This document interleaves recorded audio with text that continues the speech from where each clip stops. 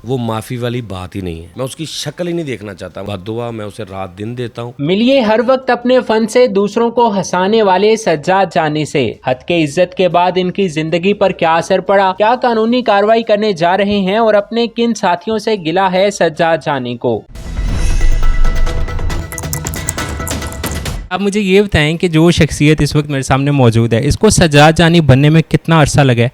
Struggle आपने कब से शुरू की थी और ये जो जानी नाम पड़ा है इसके पीछे क्या लॉजिक है? जानी नाम, जब मैं 7 न्यूज़ पे प्रोग्राम शुरू किया था, रोड शो, तो उन्होंने कहा यार कोई छोटा सा नाम रखो साथ में, जैसे अजीज़ी, कोई इस तरह का नाम ना छोटा। फिर मैंने वो जानी ये 3-4 साल पहले रखा। पहले हाँ, पहले सजाद ही था सिर्फ, तो इस तरह वो नाम रखा कि चलो छोटा नाम होगा तो ईज़िली ज़रा थोड़ा फेमस हो जाएगा जल्दी।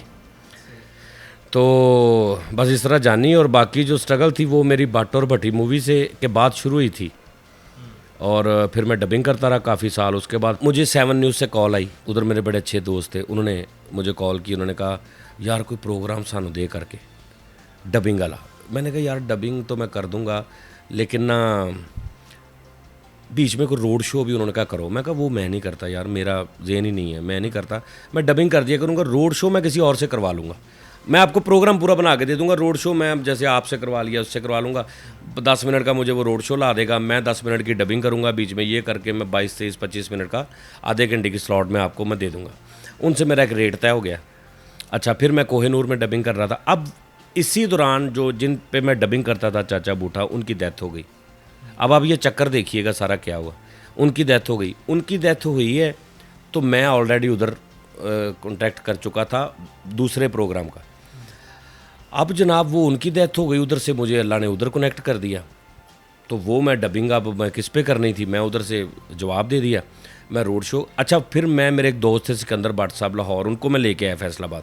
मुझे ये था कि फैसलाबाद के लोग आगे से झुकते झुकते करेंगे, तो भट्ट साहब आपने ये रोड शो करना है और मैं डबिंग करके ना बाद में एडिट करके एक प्रोग्राम दे दिया करूँगा। सबसे पहले मैं झाल चौक में गया फैसलाबाद, वहाँ पे मैंने भट्ट साहब को माइक पकड़ाया और मैंने कहा जी आप यहाँ पे ये बात करें। अब भट्ट साहब बात कर रहे हैं, वो आगे से बात नहीं चल रही। भट्ट साहब लाहौर के थे, वो और हिसाब था, इधर का रख्त और था फैसलाबाद का, उधर वो ना मैं देख रहा था। तो मैंने माइक उनसे पकड़ा, मैं कहा भट्ट साहब आप इधर खड़े हो जाएं, ये आप देखिएगा कि मैं इनसे कह, क्योंकि मेरा तो घर है ये, मुझे तो पता है इन्होंने कहाँ ज़्यादा से ज़्यादा कहाँ से बोलेंगे और मैंने क्या करना है। वो जनाब मैंने उनसे एक उधारा माइक लिया है, भट्ट साहब बाहर आ गए, मैं वहाँ जाके बैठा हूँ। अब वो बात शुरू हो गई, एक बात, दूसरी बात, तीसरी बात कि जी गवर्नमेंट कह रही है कि 1,27,000 रुपया कर्जा सारे ते, तो तुसी मानते हो? सारे ने कहा सी कहता देना जी 1 लाख। होता है ना कि हर बंदे के एक निकालते हैं कि जो बच्चा पैदा होता है जी उस पर 2 लाख रुपया कर्जा है जी पाकिस्तान का जो। वो ये टॉपिक सबसे पहले मैंने किया। वो इतनी अच्छी बात चली कि वो भट्ट साहब ने खुद ही मुझे कह दिया कि नहीं यार ये तो खुद ही कर। बस वो जो भट्ट साहब ने माइक पकड़ाया, अल्लाह उनकी ज़िंदगी करे, वो मुनसफ़ आदमी थे, वो उन्होंने कहा नहीं यार ये मेरे से नहीं होगा, ये जिस तरह तू कर रहा है ना, ये तेरे लोग हैं तो तू ही इनके साथ अच्छा करेगा। वहाँ से मैंने रोड शो शुरू किया है, उनको बताने के लिए, इरादतन नहीं मैंने किया रोड शो शुरू। तो वहाँ से फिर ये सिलसिला शुरू हो गया कैमरे पे आने का। मुझे ये बताएं कि कॉमेडियन जब आप बने हैं, शुरू से ही शौक़ था कि मैं कॉमेडियन बनना है या जो रब दी मर्ज़ी हालात ने बना दिया? नहीं, वह हालात ने बनाया है, क्योंकि मुझे सिंगिंग का शौक़ था, कॉमेडी का शौक़ नहीं था। कॉमेडी का शौक़ इतना ही था कि जैसे मोहल्ले में मैंने बताया ना, फैसलाबाद में हमारे एक चलता है सिलसिला गलियों मोहल्लों में बैठ के झुकते फैसलाबाद के हवाले से, तो वो हम जो मोहल्ले में दोस्त होते थे वो करते रहते थे, लेकिन वो कॉमेडी नहीं थी, वो सारा एक जैसे थे सभी।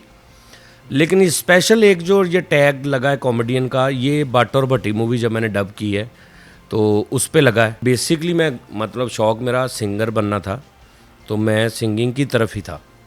तो जब ये मैंने देखा कि ये लोग ज़्यादा लाइक कर रहे हैं, तो सिंगर तो मतलब फैसलाबाद में बहुत ज़्यादा नहीं, उससे भी ज़्यादा है। सही है। अच्छा, मुझे ये बताएं कि ये कॉमेडी के कैरियर में, पूरे स्ट्रगल में आपके घर वालों का, स्पेशली ख़ानदान का क्या रोल रहा है, क्या किरदार है? ख़ानदान मुझे सबसे ज़्यादा जो वो होता है ना, एक किसी को खींचना पीछे से टांगें, वो सबसे ज़्यादा मेरे घर वालों ने खींची हैं। घर वाले 3 तरह के काम करते हैं, एक तो पूरी मुखालफत करते हैं, एक न्यूट्रल छोड़ देते हैं, एक कहते हैं कि न्यूट्रल नहीं छोड़ना, तुझे करने भी नहीं देना, तुझे ये भी पूछना है कि इधर गया क्यों सी, आया कितों। तो मेरा वो जो तीसरा इससे भी ज़्यादा हार्ड वाला था ना, मेरा वो सीन था। उन्हें ये डर था कि यार हम कल को कोई ये ना कहे जी ਤੁਹਾਡਾ ਮੁੰਡਾ ਦੇਖੋ ਜੀ ਸਟੇਜ ਤੇ ਇਸ ਤਰ੍ਹਾਂ ਕਰ ਰਿਹਾ, ਜਾਂ ਤੁਹਾਡਾ ਮੁੰਡਾ ਦੇਖੋ ਜੀ ਗੰਦੀਆਂ ਗੱਲਾਂ ਕਰ ਰਿਹਾ ਜੀ, ਉਹਦੀ ਮਾਂ ਨੂੰ ਕਰ ਰਿਹਾ, ਉਹਦੀਆਂ ਭੈਣਾਂ ਨੂੰ ਗੱਲਾਂ कर रहे। लेकिन अब शुक्र अल्लाह का ये है कि मेरी वालदा है या बहन भाई हैं, तो वो पूरी आंखें मिला के किसी बंदे को कहते हैं जी कि मैं उसकी माँ हूँ, मैं उसकी बहन हूँ, मैं उसका भाई हूँ। उन्हें शर्मिंदगी नहीं होती, ये अल्लाह का शुक्र है। अच्छा, मुझे ये बताएं कि आपकी शादी किस उम्र में हुई और तब आपका ज़रिया आमदन क्या था, क्या करते थे? तब मैं कुछ भी नहीं करता था, मैं स्ट्रगल ही करता था। हाँ, स्ट्रगल ही करता था। तो शादी हो गई बड़ी छोटी सी उम्र में। लव मैरिज थी या अरेंज मैरिज थी? नहीं, रेंज मैरिज थी। तो अगर घर में भी आप इसी जोली मूड में रहते हैं या वहाँ पे एक जैसे वो संजीदा आदमी होता है वैसे? पहले रहता था, अब जब से हर तरफ ही यही चीज़ हो गई है, अब मतलब मैं बिल्कुल कोई इतना ज़्यादा बोलता भी नहीं हूँ। हाँ, बस मतलब सीरियस ही रहता हूँ अब, क्योंकि अब वो इतना रिलेटेड ही कॉमेडी के साथ हो गए हैं कि अब क्या कॉमेडी करनी है। अब मतलब बचा के रखते हैं कि यार जी इतने करनी है ना, जाके वो शोज कर लेंगे। अच्छा, अब आपके फ़न की तरफ आते हैं। जुगतबाजी एक गॉड गिफ्टेड चीज़ है या इसको सीखा भी जा सकता है? नहीं, सीखा सूखा नहीं जा सकता इसको। हाँ, आमद अच्छी है तो उसके कुछ ट्रिक्स मैं आपको बता सकता हूँ। यार ये बात आप इस तरह नहीं, इस तरह किया करो, यार ये बात आप स्पीड में ना किया करो, स्लो किया करो, ये तो बता सकता हूँ। लेकिन बात जो उतर रही है, फिर आमद जो हो रही है, वो उसमें मैं 1% भी उसको अच्छा या कम या ज़्यादा नहीं कर सकता, वो फिक्स होती है आपकी। जुगतों की जो आमद होती है उसका कोई स्पेसिफिक टाइम होता है या फिलबदी आप इधर बैठ के भी कर सकते हैं? फैसलाबाद में जुगत नहीं होती।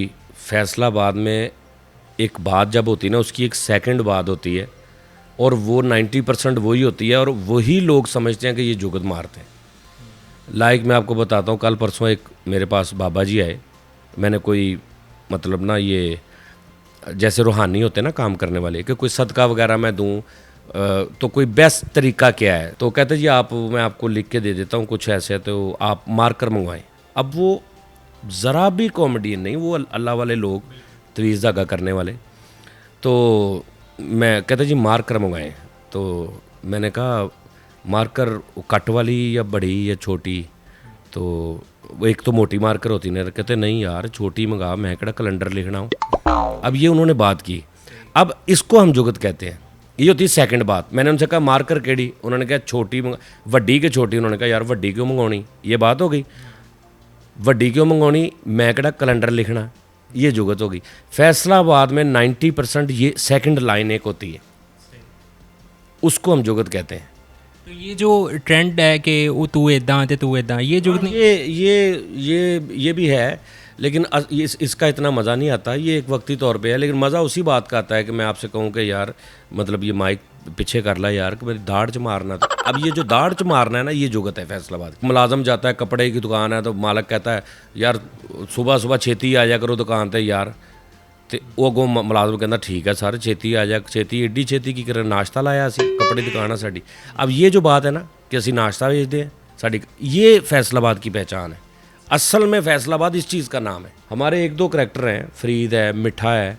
मिठा 24 आवर का कॉमेडियन है, वो चलता फिरता कॉमेडियन है। वो सेट पे कम बातें करता है, ऑफ कैमरा ज़्यादा अच्छा बातें करता है। फरीद भी ऐसे ही है। फैसल जो है वो मतलब उसकी और कैटेगरी है, जितने लोग हैं। लेकिन नॉर्मल जो है ना, वो ज़्यादा लड़ाई होती है यहाँ पे, मज़ेदार लड़ाई होती है। बाद में इनकी है तू इतने को रखे, तो इतने को रखे, तू लेट क्यों आया, तू पहले आया। ये बड़े मज़े की चीज़ें होती है, और उसमें भी बड़ी कॉमेडी निकलती है। लेकिन अल्लाह का शुक्र है कि सारा कुछ करके तो फिर रात को इकट्ठे बैठे होते हैं, या शाम को या अगले दिन फिर वहीं से शुरू होता है।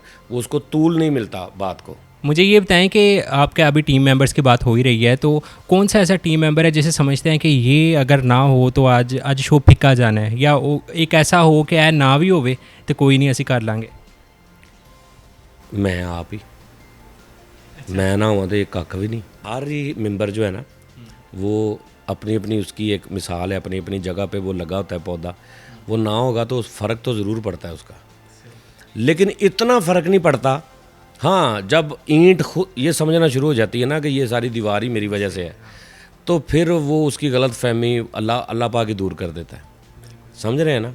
तो ये हाँ, एक ईंट अगर निकल जाए तो ये यहाँ तक ठीक है कि वैसी दोबारा वो लग नहीं सकती जिस तरह वो चुनाई के टाइम क्रिएशन जब हो रही थी, दीवार क्रिएट हो रही थी, तब जब वो लगी है तो बाद में निकल आई तो फिर भी लग जाए वहाँ पे, तो वो वैसी फिटिंग में नहीं लगेगी, कुछ ना कुछ उसमें चेंज होगा, ठीक है ना। लेकिन ये है कि ये उसकी गलत फहमी है कि अगर मैं निकल गई तो लोग आप 4-4 कर लेंदे ने वास्ते आहो ਉਹਦੇ ਚ ਕਿਹੜੀ ਗੱਲ। फैन मोमेंट दो कोई शेयर करें ऐसे जो आपको एक तो बड़ा यादगार रहा हो यार ऐ तो बड़ी चंगी गल है, और एक कोई ऐसा फैन मोमेंट यार है तो ना ही होंदा तो ठीक सी। दोनों ही बहुत ज़्यादा हैं, कुछ शेयर करते हैं। प्यार मोहब्बत वाले जो पॉजिटिव हैं वो बहुत ज़्यादा हैं, वो इतने ज़्यादा हैं कि पता नहीं यार क्या बात है, मेरी समझ में नहीं आता। लोग बात ही नहीं होती लोगों से, ऐसे ऐसे लोग मिले हैं, मतलब वो कहते हैं जी मिलना है तो, या मैं रास्ते में मिल गया हूँ तो वो चुप हो जाते हैं, मतलब ये ऐसे ऐसे करते रहते हैं और कहते हैं कि जी हमें समझ नहीं आ रही क्या बात करें, नहीं आवाज़ नहीं निकलती, लफ्ज़ नहीं मिल रहे होते। तो मैं कहता हूँ यार तुहानू की हो गया है कि मैं ऐसा कर दिता नॉर्मल जै मैं बंदा नहीं जी नहीं तुहानू नहीं पता तुसी इस तरह, मतलब इतना प्यार मिला है। दूसरी तरफ आ जाएँ तो वो फैंस की तरफ से परेशानी भी बहुत होती है। एक बार हॉस्पिटल में मैं गया था, उधर इमरजेंसी में वो डॉक्टर ने कहा जी कि ये जल्दी जल्दी ये लेके आए, तो मैंने मास्क पहना हुआ था, तो मास्क में ही ना मुझे जब मैं गाड़ी खड़ी करके आ रहा था तब 2 लड़कों ने देख लिया। अब उनके सामने मैं इमरजेंसी में जा रहा हूँ, उनके सामने पर्ची हाथ में पकड़ी, मेडिकल स्टोर पे जाने लगा हूँ तो वो आगे आगे, और उन्होंने मतलब उनके चेहरे पे स्माइल थी कि ओए जॉनी भाई तुसी ओए ओ यार मैं तेन क्या सी ना जॉनी भाई हो ये, तो मैं आगे से बिल्कुल ऐसे कि यार अच्छा यार ठीक है, और जॉनी फिर मुझे गुस्सा चढ़ गया, फिर मैंने थोड़ा झाड़ दिया उनको। तो मैंने कहा कि यार आप अच्छी पैंटें शर्टें पहनी हुई हैं, आपने अच्छे घर के लग रहे हैं, पढ़े लिखे लग रहे हैं, आप नज़र नहीं आ रहा मैं किस जगह से निकल रहा हूँ, कैसे मैं भाग के अंदर गया हूँ, कैसे मैं निकल रहा हूँ, मैं दवाई लेने जा रहा हूँ। और यार अच्छा वो उनको ऐसे समझ आई जैसे ना कि हाँ जैसे एकदम बंदा कि कहीं पे ना गुम हो जाता है और बाद में वापस नहीं आता, इस तरह वो वापस आए, हाँ हाँ हाँ सर सॉरी सॉरी सॉरी यार जानी भाई सॉरी। यानी स्टार्ट में जो उन्होंने किया उन्होंने इरादतन नहीं किया, उनसे हो गया, मोहब्बत में हो गया।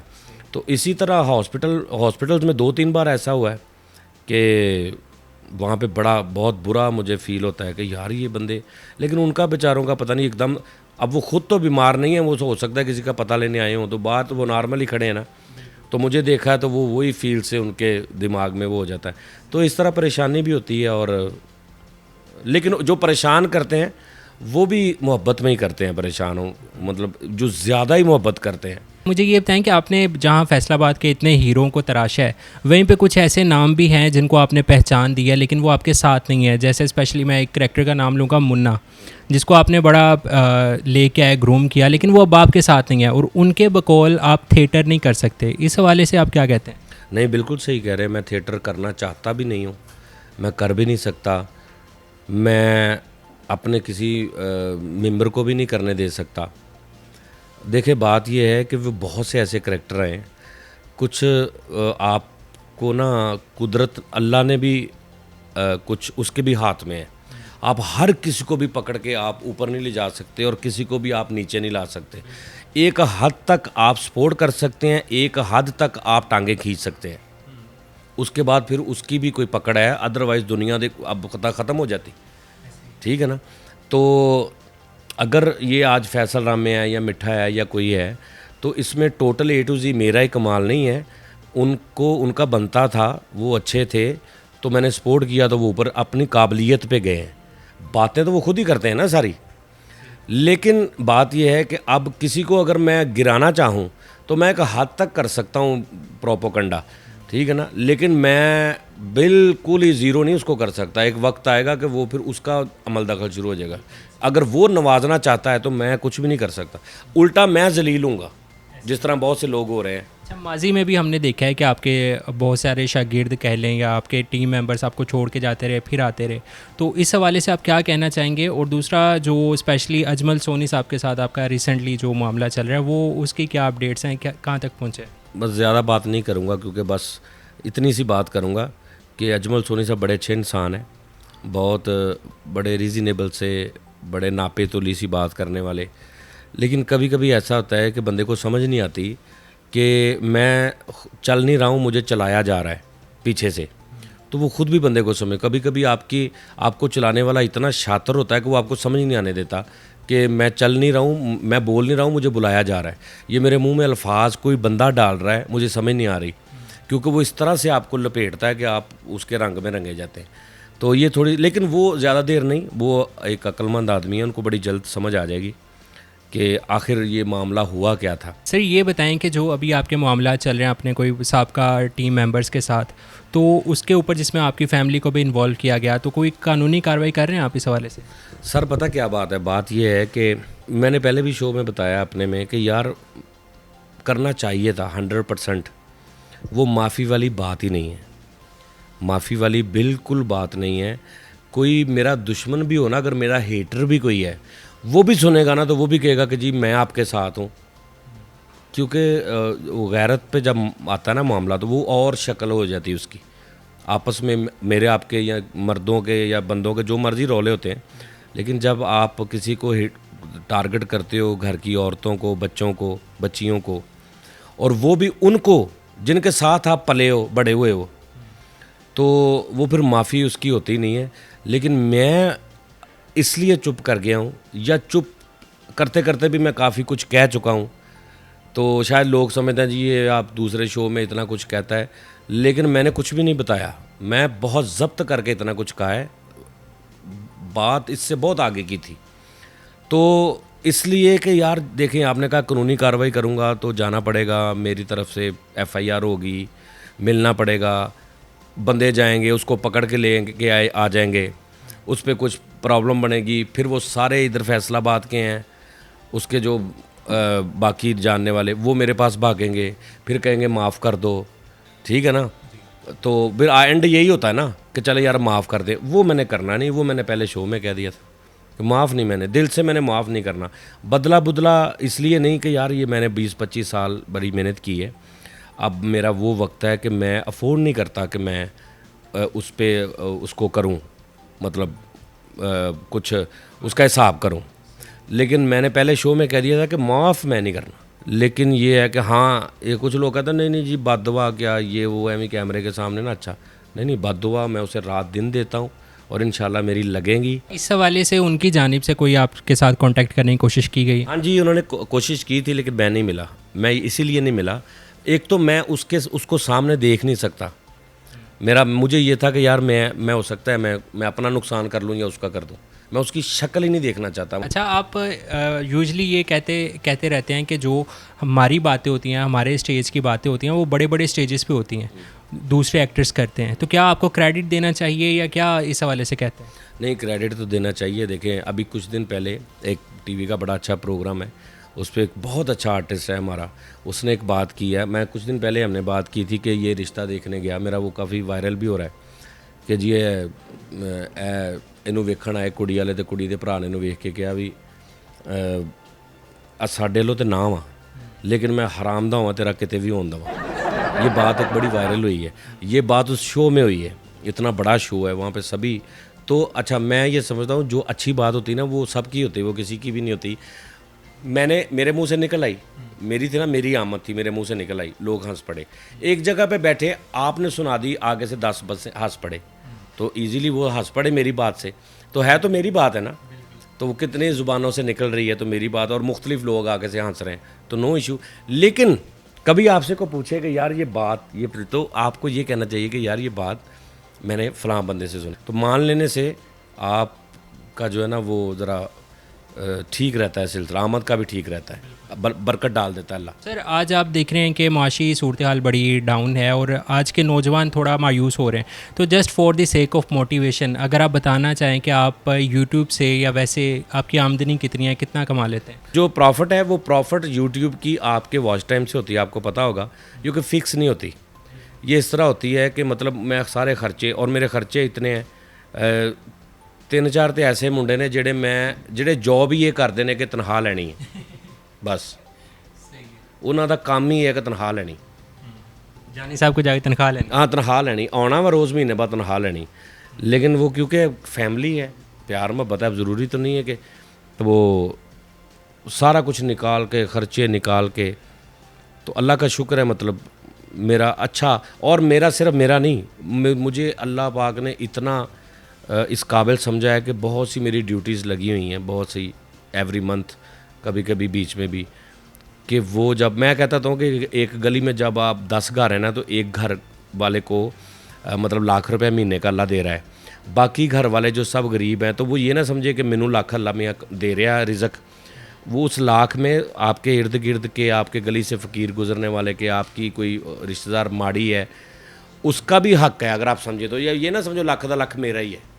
सर आखिर में मुझे ये बताएं कि आपने इतनी लंबी आपकी स्ट्रगल है, आपने चैनल बनाया है अपना और अच्छा काम भी कर रहे हैं, लेकिन आपके बाद आने वाले चैनल्स मिलियन क्रॉस कर गए हैं, आपके सब्सक्राइबर्स नहीं बढ़ रहे, इसके पीछे क्या रीज़न है, क्या वजह है? यार ये बस सही गल तुसी करा दिओ यार, ਤੁਹਾਡੇ किन्ने है ने सबसक्राइबर उर्दू पॉइंट दे? हमारे तो माशाल्लाह हैं 8 मिलियन के करीब। 8 मिलियन है ना, तो मेरे थोड़े ने किन्ने 3 ਲੱਖ थोड़दा यार, ਤੁਹਾਡੇ 80 ਲੱਖ ਨੇ, ਮੇਰਾ 3 ਲੱਖ ਥੋੜਦਾ, ਤੁਸੀਂ ਕਹਿ ਕੇ ਕਰਵਾ ਦਿਓ ਯਾਰ ਇਹਨੂੰ ਕਹੋ ਯਾਰ सर तुसी वड्डी दुनिया एक हफ्ते ਦੇ ਵਿੱਚ ਮਿਲੀਅਨ ਕਰ ਦਿਓ ਯਾਰ, ਕਹਿ ਦਿਓ ਯਾਰ, रिक्वेस्ट कर दो। बिल्कुल जी, सजाद जानी साहब का भी जो चैनल है इसको भी एक हफ्ते के अंदर अंदर 1 मिलियन कर दें और हमारी भी लाज रख लें, और मुझे दीजिए इजाज़त, अल्लाह हाफिज़।